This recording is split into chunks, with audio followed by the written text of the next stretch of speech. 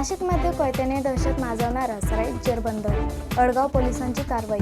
नाशिक शहरात कोयता बाळगून दहशत निर्माण करणाऱ्या एका 32 वर्षीय इसमाला अडगाव पोलीस स्टेशनच्या गुन्हे शोध पथकाने अटक केली आहे। समाधान काळू बळदादे, राहणार मसोबावाडी, माणसांगी असे अटक करण्यात आलेल्या संशयिताचे नाव आहे।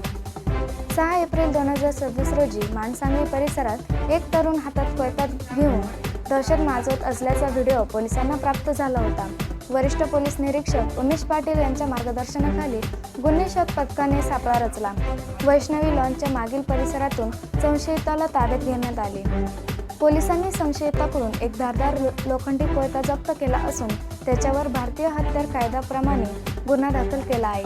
ही कारवाई पोलीस आयुक्त संदीप कर्णिक, उपायुक्त मोनिका राऊत आणि सहाय्यक आयुक्त शेखर देशमुख यांच्या मार्गदर्शनाखाली अडगाव पोलीस ठाण्याचे अधिकारी व अंमलदारांनी यशस्वीरित्या पार पाडली।